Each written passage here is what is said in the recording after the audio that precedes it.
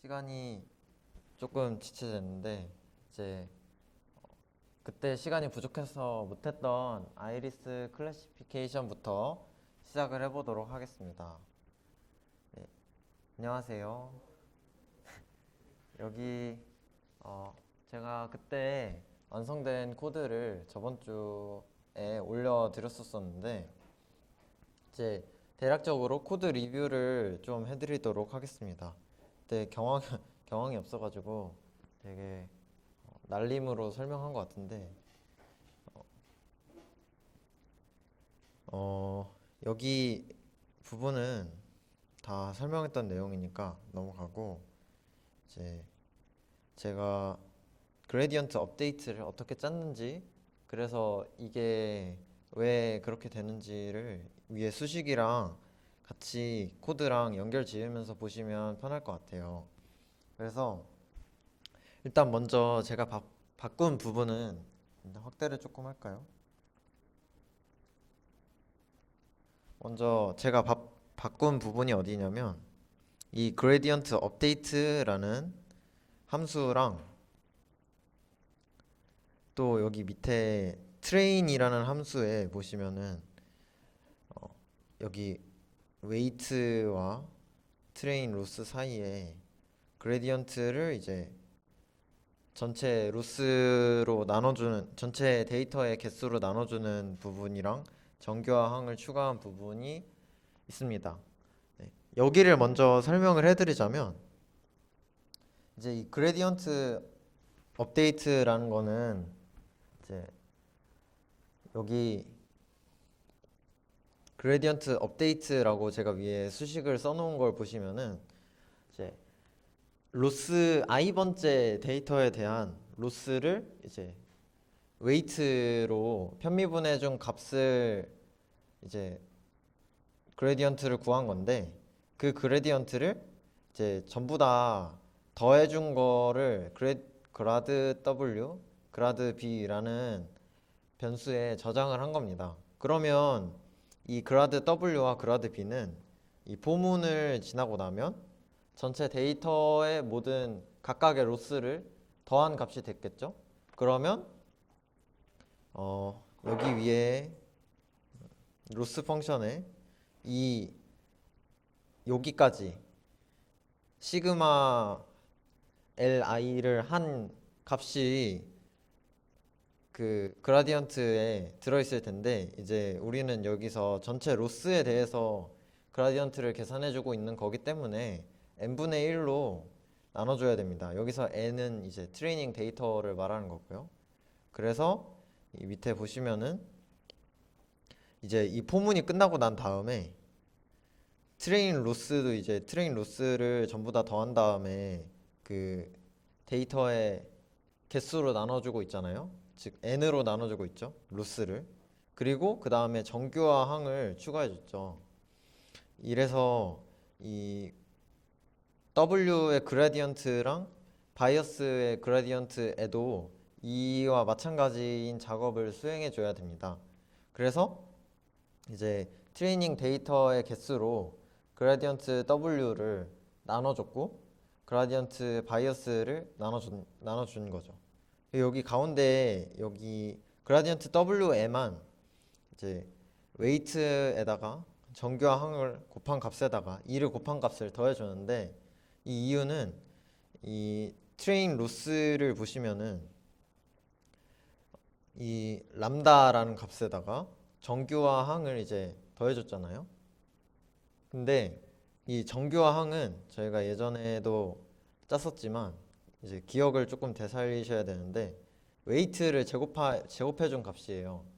그러니까 웨이트를 제곱해준 값을 웨이트에 대해서 미분하면 2 곱하기 웨이트가 될 거고, 웨이트에 대해서 제곱한 값을 바이어스에 대해서 미분해주면 0이 되겠죠. 왜냐하면 바이어스는 웨이트랑 전혀 상관없는 변수니까요.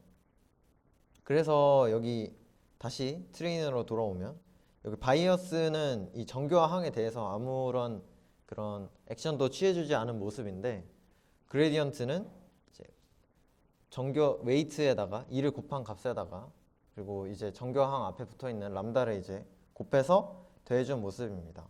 이런 식으로 그 그레디언트를 계산해 줬고요. 전체 그레디언트를 계산하는데 가장 중요한 부분인 이 그레디언트 업데이트 부분에 대해서 설명을 또 드리겠습니다. 그레디언트 업데이트라는 부분에서 제가 웨이트랑 바이어스랑 로스 펑션이랑 i 그리고 x, y를 받고 있는데 이 파라미터에 대해서 먼저 설명을 해드리자면 웨이트는 이제 현재 웨이트를 말하는 거겠고 바이어스도 역시 마찬가지겠죠. 그리고 로스 펑션은 이제 저희가 직접 만든 SVM 로스 아니면 그 크로스 엔트로피 로스 펑션을 이제 전달을 해주게 됩니다. 파이썬에서는 다른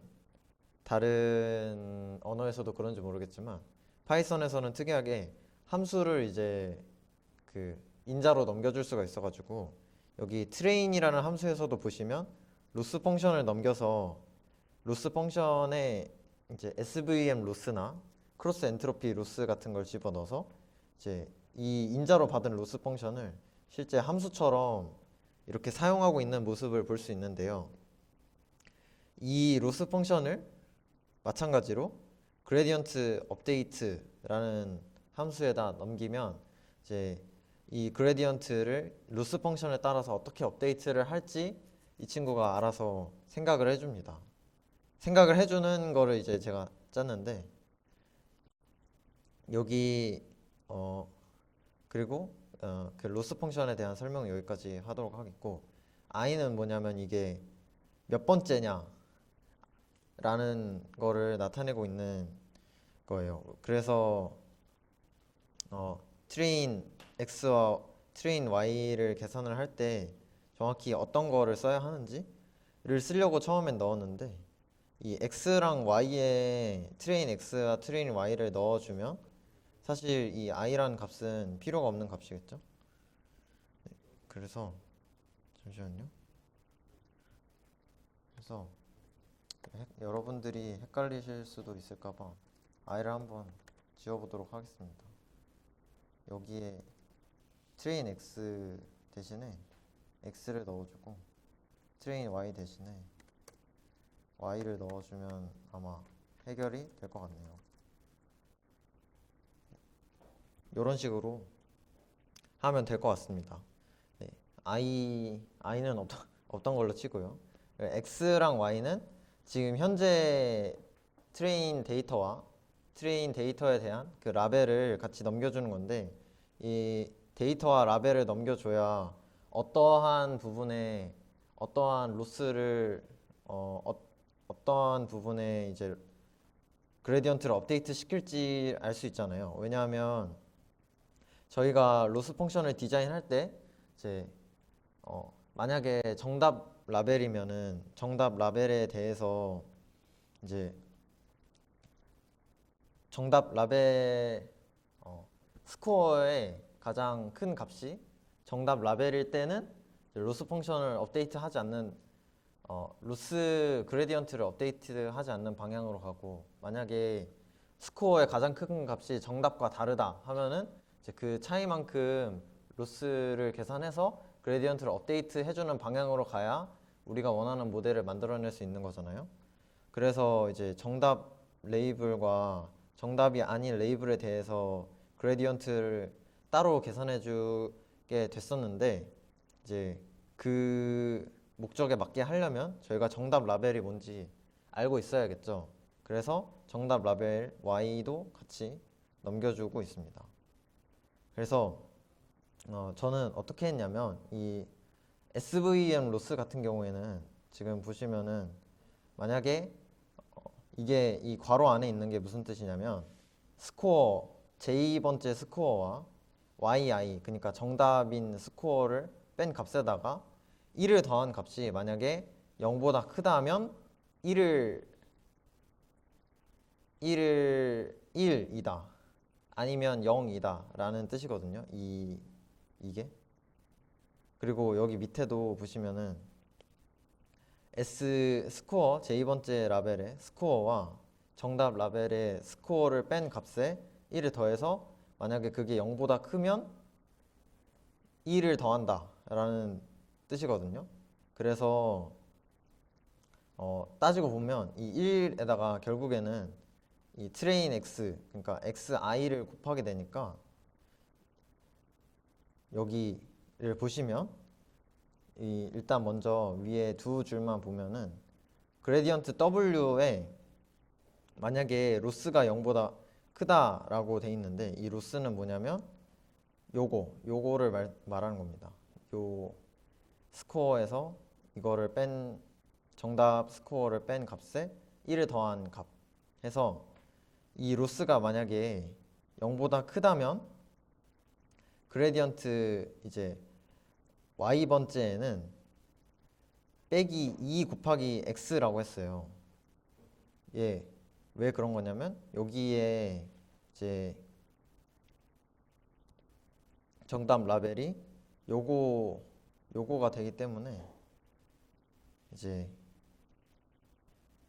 2 곱하기 x를 빼주는 거고. 잠시만요.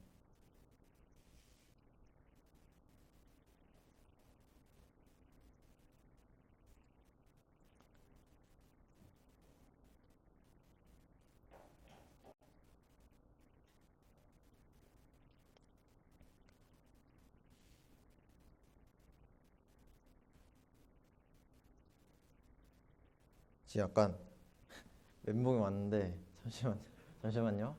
왜 2를 빼주지?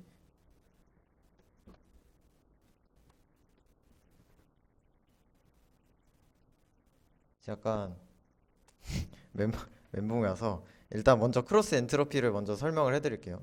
그래서 크로스 엔트로피는 이제 W로 미분한 값이 이제 정답이냐 정답이 아니냐에 따라서 이렇게 나눠지기 때문에, 이 J를 제가 어떻게 구현을 했냐면, 저희가 클래스가 아이리스 클래시피케이션에서는 클래스가 3개잖아요. 그래서 그 3개의 클래스에서 정답인 Y를 받으니까, 정답 라벨인 Y를 받으니까 그 3개를 먼저 J는 0, 1, 2라고 해놓고 정답 라벨을 리무브해 주는 식으로 J를 이제 그렇게 계산을 해놨고, 그리고 이제 크로스 엔트로피 로스 펑션이 만약에 들어왔다 하면은 이제 그레디언트 W에는 이제 이걸 보시면은 W를 보시면 먼저 소프트, 이제 정답이든 정답이 아니든 소프트맥스에다가 트레인 X를 곱한 값을 이제 더해주고 있고, 그 다음에 정답 라벨인 경우에는 거기다가 이제 빼기 트레인 X 이런 식으로 해주고 있기 때문에, 먼저 전체에다가 소프트맥스 스코어스에다가 x를 곱한 값, 즉 pi 곱하기 xi, 요거를 이제 전부에다가 더해주고, 그 다음에 이제 정답 레이블을 가진 y번째 항들에다가만 x를 빼주는 값으로 계산을 해서 이런 식으로 구현을 했습니다. 이 x가 곱해지는 이유가 스코어 펑션이 wx 곱하기 b잖아요.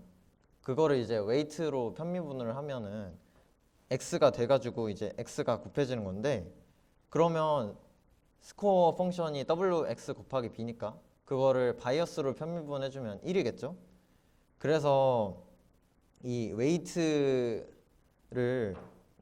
그레디언트는 xi라는 값이 곱해지는 반면에, 바이어스는 그냥 1이 곱해져가지고 여기에는 이제 xi 대신에 이런 식으로 마이너스 1 더하기 소프트맥스 펑션, 그리고 정답 레이블이 아닌 데에 대해서는 그냥 더하기 소프트맥스 펑션, 이렇게 돼 있어가지고 여기에는 x를 이렇게 써놨는데, 바이어스를 업데이트 할 때는 x를 써놓지 않은 모습입니다. 네. SVM 로스는 제가 약간 잘못 짠 것 같아가지고 다시 생각을 해본 다음에 다시 올려드리도록 하겠습니다. 네, 그래서 요거를 이런 식으로 그레디언트를 짜면은, 제가 그때 말씀드렸다시피 뉴메리컬한 그레디언트와 아날리틱한 그레디언트를 서로 비교해 볼 수 있다고 했잖아요. 그래서 한번 실행을 해보기 위해서 위에서 한번 쭉 실행을 한번 해보도록 하겠습니다.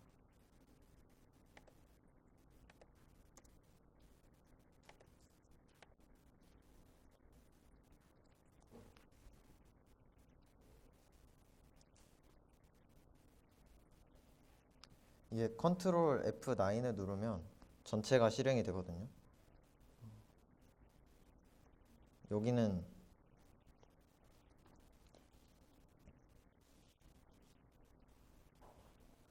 지금 그레디언트를 방금 i를 지웠는데 i가 남아 있어가지고 이런 사단이 난 것 같으니까 i를 지워주고 다시 한번 실행을 해보면 이 그레디언트를 이 뉴메리컬하게 계산한 거가 n이 붙은 거고요. 그래서 이 두 번째가 뉴메리컬하게 구한 거고, 제가 방금 짱코드로 구한 게 이제 아날리틱한 버전으로 구한 건데, 지금은 로스 펑션이 크로스 엔트로피 로스 펑션인데 이제 그걸로 그레디언트 W와 W들을 비교하고 그레디언트 B들을 이제 비교를 한 건데, 여기 보시면은 끝에 값이 살짝 다른 걸 알 수가 있죠. 근데 여기 몇 번째 자리죠? 한 8번째 자리까지는 굉장히 일치하는 걸 볼 수가 있어요. 이 정도면은 오차가 되게 작은 거거든요. 그래서 내가 그레디언트를 정말 제대로 짰구나 라는 거를 알 수가 있습니다. 아까 SVM 로스를 잘못 짠 것 같으니까 한번 SVM 로스로 차이가 나는지 확인을 해봅시다. 차이가 심하게 나네요. 잘못 짠 거 맞는 거 같네요. 제가 고쳐가지고 올리도록 하겠습니다. 네. 그러면 일단 이거는 소프트맥스의 크로스 엔트로피 로스 펑션에 대해서만 잘 되는 거라고 치고, 이제 밑에 실제 트레인을 돌려보면 이제 이 뭔가 주황색의 향연들은 제가 밑에 그래프를 그리기 위해서 각각의 트레인 과정을 이제 저장해 둔 거라고 보시면 됩니다. 이렇게 트레인 과정들을 다 지금 저장해 주고 있죠. 그래서 이렇게 에폭 1000번을 이제 돌렸는데 요거를 가지고 이제 그래프를 그릴 수가 있어요. 그래서 제가 이렇게 각 트레인마다 트레인에서 한 번 트레인을 할 때마다 그 웨이트라는 값과 어큐런시, 트레인 어큐런시와 로스 값과 W에 대한 그레디언트, 그리고 바이어스랑 바이어스에 대한 그레디언트를 이제 다 묶어가지고 하나로 리턴을 해주는데, 이제 그 값을 받아서 여기서는 이제 그 트레인을 한 번 돌릴 때마다 그 값을 받아가지고 이제 저장을 해서 그 값들을 가지고 이제 그래프를 그려보는 거를 여기서 한 건데요. 그래프를 한번 그려보면 이제 여기 잘 보이실지 모르겠지만 이게 사실 파란색 줄이랑 오렌지색 줄이 있거든요. 파란색은 뭘 뜻하는 거냐면 트레인 로스를 뜻하는 거고, 오렌지색 줄은 발리데이션 로스를 뜻하는 건데, 지금 1000번까지 이제 로스가 계속 줄고 있는 걸 봐서 학습이 굉장히 잘 되고 있구나 라는 거를 알 수 있습니다. 여기서 이제 막 발리데이션 로스가 갑자기 커진다거나 막 그러면은 여기쯤에서 한 오버피팅이 일어나나 본데 라고 생각할 수 있겠는데, 아직까지는 지금 계속 줄고 있는 것 같아서 되게 학습이 지금 잘 진행되고 있는 중이구나 라는 걸 알 수 있고, 이제 그레디언트도 이제 이렇게 그려볼 수 있거든요. 그레디언트도 이제 거의 지금 보시면은 0으로 수렴해 가고 있죠. 이게 만약에 이런 일이 한 퍼셉트론에서 일어난다면 아까 말한 그 백프로파게이션 과정에서 그레디언트 베니싱 문제가 생기는 거겠죠. 이런 일이 일어난다면. 그래서 여기 그레디언트가 0으로 점점 가까워짐에 따라서 학습률도 지금 초반에는 되게 가파랐다가 되게 점점 별로 학습이 잘 안 되고 있는 모습을 볼 수가 있죠. 그래서 그레디언트가 0으로 가는 게 굉장히 큰 문제다라는 거를 조금 어느 정도 감을 가지고 가시면서 이제 3차 시에 대한 코드 설명은 여기까지 하도록 하겠고요. 이거를 수정해서 4차 시 폴더에 올리도록 하겠습니다. 그리고 오늘 할 앱리스트를 한번 달아볼 건데, 제가 케라스 튜토리얼이라는 데에 이제 올려놨어요. 어제 급하게는 아니고 계속 준비해 오던 건데, 어제 이제 올려드렸는데, 이 케라스를 이용해서 한다고 아까 말씀드렸다시피, 그래서 케라스를 직접 텐서플로우랑 같이 텐서플로우에 그러니까 케라스가 약간 텐서플로우에 뭔가 포함되어 있는 그런 느낌이라 가지고 케라스를 한번 이용을 해서 앱리스트를 이제 분류하는 작업을 한번 해보도록 하겠습니다. 먼저 이제 코드를 좀 설명을 드리는 시간을 가져야 될 것 같아가지고 여러분들이 케라스에 대해서 조금 잘 이해할 수 있게 설명을 해보도록 하겠습니다. 여기는 뭐냐면 이제 케라스를 사용하기 위해서 텐서플로우를 임포트 하고 있고요. 그리고 이제 넘파이랑 PLT는 그냥 사실 뒤에 넘파이는 뭔가 뒤에 안 쓰는 것 같은데 습관이 돼서 임포트를 하고 있는 모습입니다. 이제 이렇게 임포트를 하면은 텐서플로우 지금 최신 버전이 1.14이기 때문에 콜랩에 깔려 있는 것도 1.14라서 텐서플로우 버전을 출력했을 때 1.14가 나오는 거를 보실 수 있습니다. 저희는 아마 지금 2.0이 베타 버전으로 나오고 있는데 2.0 보다는 1.14 버전으로 현재 버전 기준으로 설명을 드릴 것 같고요. 케라스도 이제 2.2.4 버전이다. 뭐 몇 버전인지 모르겠지만 저랑 똑같은 버전이 나오시면 밑에 부분이 이제 실행하는 게 다르지 않겠구나라고 생각하시면 됩니다. 네. 케라스에서는 이 앱리스트가 워낙 딥러닝의 헬로우 월드라고 불릴 만큼 굉장히 유명하고 모두가 한 번씩은 해보는 그런 데이터셋이기 때문에 케라스에서는 이 데이터를 초심자들이 복잡한 이제 데이터 프리프로세싱 과정 없이 쉽게 사용할 수 있도록 텐서플로우 keras.dataset.mlist라는 곳에서 데이터셋을 제공을 해주고 있는데요.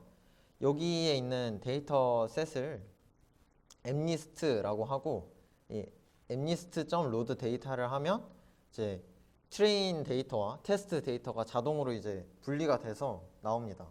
그럼 이제 저희는 이걸 가지고 트레이닝을 시키고 최종적으로 마지막에 모델을 평가하는데 테스트 데이터를 쓰면 되겠죠. 여기서 데이터랑 테스트 데이터를 255로 나누고 있는데, 이게 왜 그런 거냐면 사실 그 앱리스트가 아까 재현 강사님이 말씀해 주신 것처럼 앱리스트는 이제 28 곱하기 28의 크기를 가지고 있고 각 픽셀의 값은 0부터 255까지의 값으로 매핑이 되어 있다고 했는데, 이제 255로 나눠주는 이유는 이 0부터 255 사이의 값들을 0부터 1 사이로 이제 정규화를 해주기 위한 과정이라고 보시면 돼요. 이거를 해주면 성능이 더 낫다라고 해가지고 다들 해주고 있는 거고, 사실 이거는 이제 되게 좀 러프하게 정교화를 해준 거고, 이제 본격적으로 정교화를 해주면 막 데이터의 분포를 개선해가지고 데이터의 분포가 막 데이터의 중심이 0에 오도록 막 그런 식으로 그거를 정교화를 해주는데, 저희는 이제 저는 이제 제가 그 정도 레벨이 아니기 때문에 그냥 255로 나눠주는 정교화 방식을 택했습니다. 이렇게 하면 한번 성능이 잘 나온다고 하는데, 혹시 다른 성능이 궁금하시면 여기서 직접 255를 뺀 걸로 한번 돌려보셔도 좋을 것 같아요. 이거를 빼도 이제 뒤에 크게 영향이 없을 거기 때문에 이거를 빼고 한번 돌려봐서 성능 차이를 측정하는 것도 좋은 경험일 것 같습니다. 네, 그렇게 데이터랑 테스트 데이터를 구분을 했는데, 저희는 이제 하나를 더 구분을 해야죠. 바로 발리데이션 데이터랑 발리데이션 라벨스를 얻어야 되기 때문에 이 테스트 데이터를 빼고 남은 데이터가 보시면 6만 개거든요. 한번 실행을 해서 몇 개인지 한번 살펴봅시다. 데이터 쉐이프라고 치면은 이 데이터의 모양새가 어떤지 알 수 있는데 6만 곱하기 28 곱하기 28. 아까 엠리스트 하나의 데이터셋은 28 픽셀 곱하기 28 픽셀로 이루어져 있다 했잖아요. 그 두 개를 곱하면 700, 사실 아까 754라 했는데 784입니다. 784가 되고 이제 그러한 데이터들이 6만 개가 있다라는 뜻이에요, 지금. 그래서 그러면 한번 테스트 데이터는 몇 개가 있나? 한번 살펴봅시다.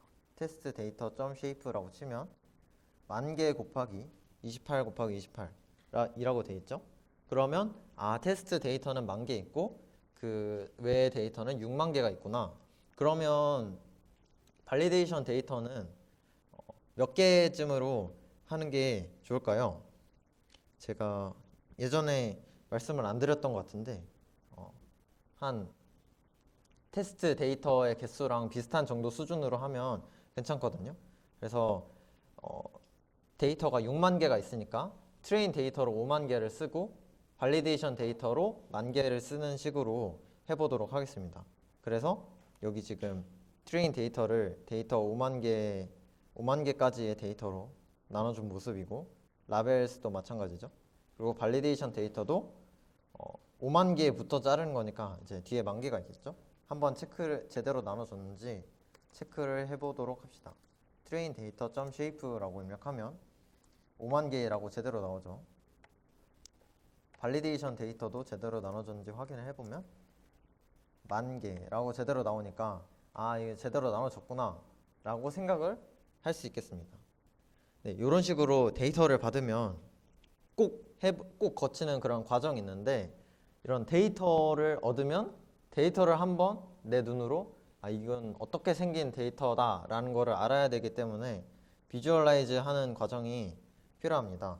그래서 이 매트플롯 라이브러리 점 파이플롯이라는 그 모듈을 임포트한 건데 저희는 이제 매트플롯 라이브러리를 배우는 과정이 아니라 지금 케라스를 배우는 과정이기 때문에 여기에 대한 세부적인 설명은 넘어가도록 하고요. 구글에 이러한 자료들이 많이 있으니까. 그래서 0번째부터 6번째까지의 데이터를 한번 출력해 본 건데 이제 이렇게 O처럼 생긴 손글씨들이 있고 여기 위에 이거의 라벨은 5다. 이거의 라벨은 0이다. 이거의 라벨은 4다. 이런 식으로 나와 있는 것을 확인할 수 있겠습니다. 그리고 데이터의 쉐입만 봤는데 라벨의 쉐입은 어떤지 한번 또 봐야 되지 않겠습니까? 라벨스네요. 이제 라벨스의 쉐입은 5만 컴마라고 돼 있는 걸 봐서 아마 5만 개짜리 그냥 이 숫자는 뭐다 라고 돼 있는 하나의 그 엘리멘트로 이루어져 있는 5만 개짜리 배열인 것 같아요. 그래서 라벨스를 한번 출력을 해보면 이런 식으로 지금 100개만 잘라서 출력을 해본 건데 이런 식으로 첫 번째 데이터의 답은 5다, 0이다, 4다, 1이다 이런 식으로 표현이 되어 있는 것을 알 수가 있습니다. 네. 그렇고요. 이제 이 데이터가 어떻게 생겼는지 알게 되었으니까 이제 데이터를 다뤄서 모델에 한번 직접 넣어 봐야겠죠. 그러기 전에 이제 여러분들이 모델을 쉽게 학습시키기 위해서 저희는 케라스를 사용을 할 건데 케라스에는 시퀀셜이라는 게 있어요. 그래서 이제 여러분들이 신경망을 쌓을 때 효율적으로 관리를 해주기 위해서 시퀀셜이라는 거를 사용을 할 거예요. 그래서 tf.keras.sequential이라고 치면은 이제 모델 하나가 만들어지는데 이 모델은 이 모델은 이제 여러 개의 레이어를 가지겠죠. 히든 레이어도 있을 테고, 아웃풋 레이어도 있을 테고, 인풋을 받아들이는 인풋 레이어도 있을 테고. 근데 그런 레이어는 어떻게 추가하느냐? 이 model.add라는 함수로, 이제 모델은 이제 제가 정한 이름이고 여러분들이 이제 막 정하셔도 되는데, model.add라는 함수를 통해서 이 layers tf.keras.layers 밑에 있는 이 레이어들을 추가를 할 수 있습니다. 요거는 무슨 뜻이냐면 64개의 퍼셉트론을 가진 한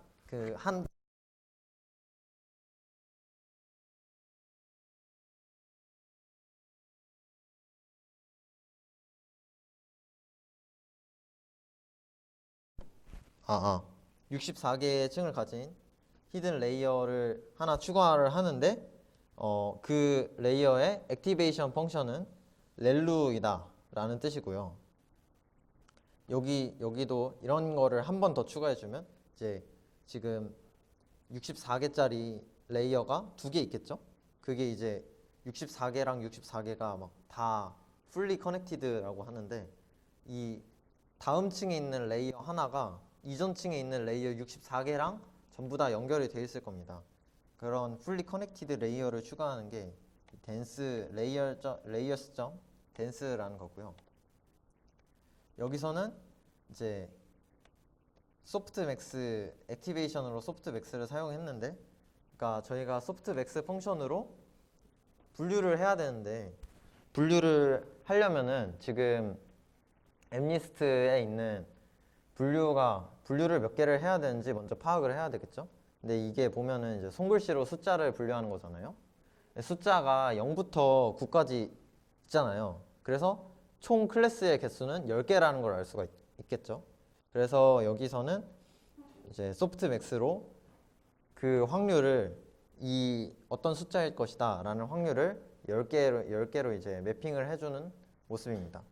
이런 식으로 추가를 할 수가 있고, 여기 이제 다양한 예시가 있어요. 그냥 액티베이션을 이제 이렇게 지정된 스트링으로 입력을 해도 되고, 아니면 실제 이렇게 구현된 함수로 써줘도 상관없다고 하는 모습이고, 그리고 레귤러라이제이션을 이제 L1을 하느냐 L2를 하느냐도 지정할 수 있고, 거기에 상수 람다를 몇을 곱하느냐도 옆에 이제 이렇게 써줄 수 있고, 거기에다가 이제 그 레귤러라이제이션을 커널에다가 해주느냐, 그러니까 여기서 말한 그 케라스에서 말하는 커널은 저희가 여태까지 배워왔던 웨이트랑 똑같은 거라고 생각하시면 되는데, 이 웨이트에다가 레귤러라이제이션을 해주느냐 아니면 바이어스에다가 레귤러라이제이션을 해주느냐도 여러분이 직접 정할 수 있는 등, 여기 이 레이어에는 되게 다양한 레이어들이 케라스에 존재하기 때문에 한번 찾아서 직접 써보셔도 좋을 것 같습니다. 네, 사실 근데 이렇게 하면은 되게 복잡할 수 있거든요. 근데 그럴 필요 없이 이제 한 번에 이 리스트로 이렇게 전달을 해주면 모델을 한 번에 이제 구현을 할 수가 있어요. 지금 뭘 한 거냐면, 플래튼이라는 거는 아까 재현 강사님이 MLP로 엠리스트를 하기 위해서는 28 곱하기 28짜리 픽셀을 이제 1 곱하기 784로 이제 쭉 펴줘야 된다고 했었던 거 기억나시죠? 이제 그거를 시행해 주는 게 이제 저희가 직접 할 필요가 없이 케라스에서 그러한 레이어를 제공을 해줘가지고, 이제 거기에다가 input shape는 28 곱하기 28이다 라고 지정만 해주면 이 친구가 이제 28 곱하기 28짜리 input shape를 직접 이제 784 곱하기 1로 만들어줘가지고 굉장히 편한 친구고요.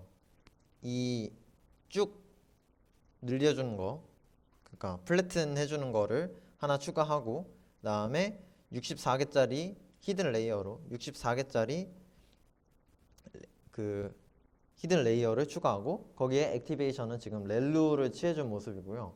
그 다음에 10개로 이제 클래스를 분류를 해야 되니까 소프트맥스 펑션을 사용해서 10개로 매핑을 해준 모습입니다. 이런 식으로 이제 모델을 구현을 할 수가 있고요. 모델 구현은 이런 식으로 할 수 있고, 그리고 또 이제 모델을 구현만 하면 끝나느냐? 그건 아니죠. 저희가 모델을 어떤 로스 펑션을 쓸 건지도 지정을 해줘야 되고, 그 다음에 학습을 시켜줘야겠죠. 그거를 하는 게 바로 모델.compile 함수와 모델.fit 함수인데요. 이 compile 함수는 뭐냐면 모델이 학습에 있어서 먼저 학습에 무엇을 사용을 할 것이냐라는 거를 지정을 해주는 건데, 지금 이 옵티마이저라는 거는 나중에 추후에 설명이 될 테니까 지금은 넘어가도록 하고, 여기 옵티마이저라는 이 괄호 안에 있는 0.01이 우리가 여태까지 봤던 러닝 레이트라는 것만 알고 계시면은 넘어가도 상관은 없을 것 같습니다. 어떤 옵티마이저를 쓰냐, 어떤 로스 펑션을 쓰냐, 어떤 기준으로 이제 모델을 평가할 것이냐를 이제 컴파일해서 보게 되는데, 로스 펑션은 지금 앞에는 무슨 말인지 모르겠는데 아무튼 크로스 엔트로피 펑션이다 라는 거고요. 지금 이게 뭐냐면 크로스 엔트로피 펑션이 바이너리한 것도 있고 멀티클래스로 하는 것도 있는데, 지금 카테고리컬이라는 말이 이제 멀티클래스로 할 것이다 라는 뜻이고, 이 스파르스라는 말은 이제 이것도 있어요. 이거를 그냥 지우고, 제가 스펠링을 기억을 해야 돼서 잠시만요. 요거를 지우고 이렇게 하면은 뭐가 되냐면, 그냥 크로스 엔트로피 펑션을 수행하는 건 똑같은데, 이렇게 하면 뭐가 되냐면, 이제 아까 라벨의 쉐이프를 제가 살펴봤잖아요. 라벨의 쉐이프를 살펴봤을 때, 제가 지워버렸네요. 라벨의 쉐이프를 살펴봤을 때 5만 콤마였었죠. 그리고 이제 라벨이 그냥 숫자 하나로 매핑되는 걸 제가 보여줬었잖아요. 근데 이 카테고리컬 크로스 엔트로피는 그런 식의 라벨이 들어오면 안 되고 원핫 벡터라는 게 들어와야 돼요. 그게 뭐냐면, 이제 만약에 클래스 10개짜리면 4, 5, 6, 7, 8, 9, 10 이런 식으로 된 게 원핫 벡터거든요. 그러니까 어떤 클래스의 정답이 9일 때, 지금 이게 아홉 번째 뭐 인덱스가 9인 데다가 1을 넣어주고 나머지는 다 0이잖아요. 만약에 이런 값이 있으면 이런 값을 이제 원핫 벡터라고 해주거든요. 그래서 얘는 다시 말해서 저희가 사용하는 라벨에서는 9를 나타내는 거예요. 그리고 만약에 8을 나타내고 싶다 그러면 이 인덱스 8번 자리에다가만 2를 넣어주면 얘는 8을 나타내는 거구나 라는 게 이제 원핫 벡터인데, 이 카테고리컬 크로스 엔트로피를 그대로 쓰시려면 이 원핫 벡터가 라벨로 들어와야 되는데, 저희는 지금 아까 봤듯이 라벨이 카테고리컬 원핫 벡터가 아니잖아요. 그래서 원핫 벡터가 아닐 때는 뭘 쓰냐면 스파르스 카테고리컬 크로스 엔트로피를 써줍니다. 스펠링이 맞겠죠? 네, 그리고 이제 매트릭스라는 거는 평가 기준을 말하는데, 저희는 이제 정확도로 이 친구를 평가를 할 거기 때문에 어큐러시라고 써주면은 친구가 알아서 얘는 정확도가 몇입니다 라고 매 트레이닝마다 이제 얘기를 해줍니다. 그래서 요 셀을 이제 실행을 해주면 모델이 생기고, 그리고 모델을 이런 식으로 컴파일을 해주게 됩니다.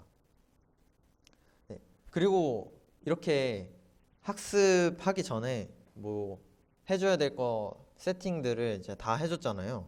그렇기 때문에 지금은 학습할 일만 남았죠? 학습은 여러분들이 이전에 봐왔던 것보다 굉장히 간편하게 할 수가 있습니다. 이 모델.fit이라고 하시면은 학습이 돼요. 이게 얼마나 놀라운 일입니까? 그동안 여기서는 지금 학습, 이 트레인이라는 코드만 줄이 이렇게 되는데, 모델.fit이라고 단 한 줄로 학습을 할 수가 있다는 게 저는 정말 처음에 감동이었어요. 그래서 여기 모델점 핏에는 뭐가 들어가야 되냐면 이제 우리가 트레인 데이터로 쓸 것들 그리고 그거에 대한 라벨들이 들어가야 되고 그리고 에폭 몇 번 학습을 시킬 거냐 그리고 배치 사이즈는 이제 한 번 학습을 할 때 몇 개씩 학습을 이게 아니고 한 번 이거를 이제 뭐라 그래야 되지? 램에다가 데이터를 올린다고 하거든요. 그래서 올려가지고 그거를 처리하고 그 다음 거를 올리고 이런 식으로 하는데 그거를 배치라고 하는데 그런 배치의 사이즈를 몇으로 할 것이냐 이 배치에 대한 설명도 추후에 들어갈 예정이기 때문에 지금은 이제 대강 1000개씩 하는구나 뭐 10,000개씩 하는구나 사실 이거는 지금은 안 넣어주셔도 상관없는 친구라서 네, 그렇게 이해하고 넘어가 주시면 되겠습니다. 그리고 이제 이것도 지금은 없어도 되는 건데 발리데이션 데이터를 뭘 쓸 것이냐 해서 발리데이션 데이터랑 발리데이션 라벨스를 하나로 묶어가지고 발리데이션 데이터로 쓸 거다 라는 걸 이제 이렇게 전달을 해주면 모델이 이거에 맞춰서 학습을 진행을 해주게 됩니다. 그래서 이건 제가 예전에 실행해 놨던 건데 한번 다시 실행을 해볼까요? 그러면 이제 이 친구가 굉장히 빠른 속도로 이제 배치 사이즈를 몇으로 하냐에 따라서 이거 속도가 조금 바뀌거든요. 그래서 굉장히 빠른 속도로 이제 올라가고 있는데 지금 이거 학습을 하는 걸 보고 계시면은 지금 어큐런시가 점점 올라가는 걸 볼 수 있겠죠. 발리데이션 어큐런시도 점점 올라가고 있고요. 로스는 동시에 줄어들고 있어요. 요거를 이제 50번까지 하면 어큐런시는 뭐 74%, 75% 정도고 발리데이션 어큐런시는 77% 정도구나 라는 거를 이제 확인을 하실 수가 있습니다. 여기 네 그렇습니다. 그렇고 이제 이런 식으로 학습을 해주시면 이제 제가 여기 모델점 핏에다가 앞에 히스트라는 거를 이제 요거를 받았는데 요거는 뭐냐면 저희가 처음에 아이리스 클래시피케이션에서 했던 이 리졸트랑 비슷한 거예요. 이 트레인 데이터를 지금 어떻게 바뀌고 있는가를 받아주는 건데 이 친구는 정말 놀랍게도 히스트라는 거 하나만 사용을 하면 모델점 핏이 리턴을 해주기 때문에 그거를 받아서 직접 비주얼라이제이션을 할 수 있습니다. 그래서 이 받은 친구를 히스트라고 했죠. 그거에 점 히스토리로 들어가면 이 모델이 어떤 히스토리가 이제 뭐 한국어로 얘기를 못 하겠는데 이제 어떻게 변화를 했는지 나타내 주는 거잖아요. 그래서 로스랑 발리데이션 로스는 어떻게 바뀌고 있었는지 그리고 어큐런시랑 발리데이션 어큐런시는 어떻게 바뀌고 있었는지를 이제 그래프로 나타내 주는 건데요. 여기 요거를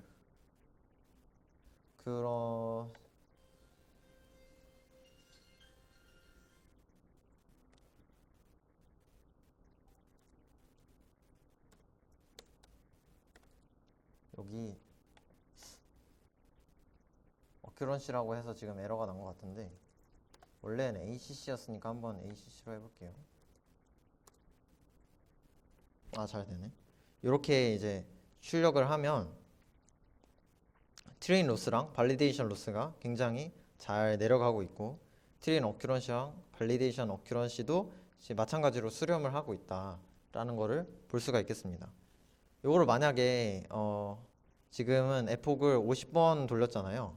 이거를 막 100번, 1000번, 막 10,000번 이렇게 돌리면은 아마 요 그래프를 보면 요 그래프에서 트레인 로스는 이제 계속 내려가고 있는데 밸리데이션 로스는 내려가다가 어느 순간은 멈추거나 뭐 증가하는 그런 현상을 이 그래프를 통해서 확인을 할 수가 있거든요. 그런 경우에 이제 여기서 오버피팅이 일어났구나. 이제 오버피팅을 막기 위한 그런 거를 한번 해줘야겠다라는 거를 이제 그래프를 통해서 분석을 할 수가 있습니다. 그렇기 때문에 그래프를 그려보는 건 굉장히 중요한 일이에요.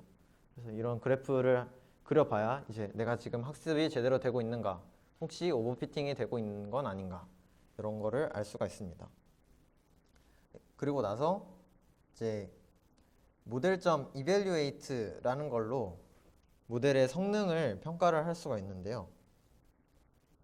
모델의 성능을 평가를 하려면 이제 테스트 로스, 테스트 어큐런시를 이제 모델점 evaluate가 리턴을 해주는데, 테스트 데이터랑 테스트 라벨스만 넣어주면 이 친구가 이거를 알려줍니다. 그래서 테스트 정확도는 이 정도입니다 라는 거를 알 수가 있겠죠. 그리고 모델점 predict라는 것도 있는데요. 모델점 predict는 어떠한 데이터에 대해서 모델이 어떻게 예측했는가를 확인하는 거거든요. 그래서 요거를 실행을 시켜주면 이 prediction을 한번 살펴보도록 합시다. prediction을 한번 살펴보면, 먼저 저희가 항상 어떤 함수가 나오면 쉐이프를 보는 습관을 길러야 되거든요. 이 테스트 데이터의 쉐이프도 한번 봐줍시다. 테스트 데이터의 쉐이프는 아까도 확인을 했었지만 만 곱하기 28 곱하기 28이에요. 근데 지금 프레딕션을 했는데 프레딕션의 쉐이프는 만 곱하기 10이에요. 이 10이 어디서 나왔냐, 조금 뜬금없는 거 아닌가 했는데, 사실은 알고 보면 여기 모델을 만들 때 tf.keras.layers.dense. 해서 마지막에 아웃풋이 10이죠. 지금 소프트맥스로 10개로 지금 나눠가지고 10개로 하고 있잖아요. 여기서 나온 10이 요 프레딕션에 10이 되는 겁니다. 그래서 이 프레딕션을 한번 봐볼까요? 프레딕션 0번을 한번 보면 뭔가 이상한 숫자들과 함께 10개의 숫자들이 있는데, 요게 뭘 의미하는 거냐면 각각의 클래스에 대한 클래스 1 확률을 나타내는 거예요. 소프트맥스 펑션을 제대로 공부하셨다면 아시겠지만 요게 뭐냐면 바로 이 숫자가 0, 1 확률 0.04%죠 지금. 요거는 이 숫자가 1일 확률, 이거는 2일 확률, 3일 확률, 4일 확률, 5일 확률, 6일 확률, 7일 확률, 이런 식으로 되어 있는데, 지금 보시면 숫자가 7일 확률이 지금 제일 높은 걸 알 수가 있죠. 그러면 실제로 프레딕션이 맞는지 한번 테스트 라벨스 0번을 한번 봅시다. 보면 7이네요. 이 프레딕션이 지금 70% 수준으로 굉장히 잘 되고 있다 라는 거를 이렇게 확인을 할 수가 있습니다. 테스트 라벨스만 보면 조금 재미없으니까 테스트 데이터를 한번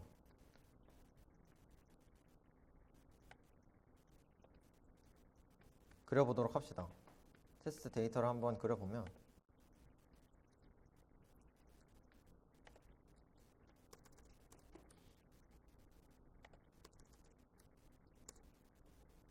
이제 0번째부터 그린 건데, 지금 테스트 데이터 0번째가 7이라고 돼 있죠. 그리고 라벨도 7이라고 돼 있고요. 이런 식으로 이 데이터를 받았을 때 이 모델은 69.59% 정도로 이 숫자가 7이다 라는 것을 예측하고 있다는 것을 알 수가 있겠습니다. 네, 그래서 케라스 튜토리얼은 여기까지이고요. 이제 여러분들은 한번 이 모델이 지금 하이퍼 파라미터를 여러 개 가지고 있는데, 먼저 여기에 있는 에폭, 그리고 배치 사이즈는 사실 크게 신경을 안 쓰셔도 될 것 같고, 여기 있는 에폭이랑 이 SGD 옆에 있는 0.01이라는 러닝 레이트가 있고, 그리고 가장 중요한 모델의 구조가 지금 이렇게 돼 있는데, 이 모델의 구조를 바꾸거나 러닝 레이트를 바꾸거나 에폭을 바꾸거나 해서 발리데이션 어큐런시를 한번 90% 정도까지 높여보는 거를 한번 목표로 해서 하이퍼 파라미터 튜닝을 해보시고 직접 이 비주얼라이제이션을 실행해서 발리데이션이 잘 되고 있는지, 오버피팅이 일어난 건 아닌지 한번 체크를 해보는 시간을 갖도록 하겠습니다. 네. 그렇고요. 여러분들도 한번 저희가 지금까지 배웠던 게 뭐 레귤러라이제이션도 있고 여러 가지가 있잖아요. 그런 거를 한번 직접 추가해 보시거나 여기 레이어를 직접 많이 추가해 주신 분도 계신데 그런 레이어의 층은 또 몇 개가 괜찮은지 그런 것도 한번 흥미가 가신다면 그런 것도 한번 해보시는 게 좋을 것 같아요. 네. 그리고 이제 네 그렇게 하고요. 제가 마지막으로 딱 하나만 소개해드리고 이제 수업을 마치려고 합니다. 뭐냐면 그 플레이그라운드라는 건데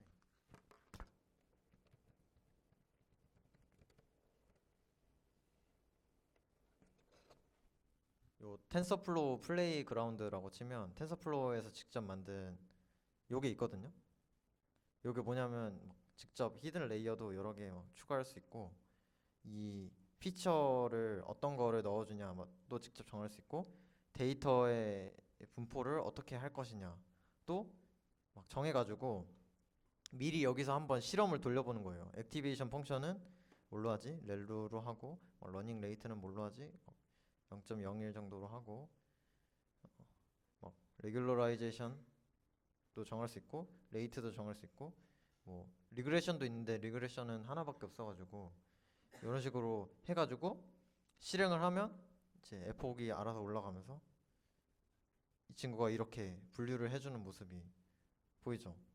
그러니까 이런 식으로 비주얼라이징 돼 있는 텐서플로우 플레이그라운드라는 게 있는데 이걸로 이제 직접 실험 같은 걸 많이 해볼 수가 있어요. 그래서 뉴런이 이제 이거 하나가 어떻게 생겼다라는 것도 이렇게 보여줄 수 있고 그래서 이걸로 실험을 많이 해볼 수가 있기 때문에 이 플레이그라운드라는 거를 이용을 해보셔도 좋을 것 같아요. 이거를 이제 데이터 실험 같은 거에 쓴다거나 그래서 어, 플레이그라운드에서 나오 플레이그라운드에서 그치는 게 아니라 여기 플레이그라운드에서 나온 모델을 직접 한번 구현을 해보고 저희가 지금 케라스로 모델을 어떻게 짜는지 알아봤잖아요. 그래서 사실 데이터셋만 있으면 이제 어떤 거든 해볼 수 있는 그런 상태가 된 것 같은데 MLP로 어떤 걸 해볼 수 있는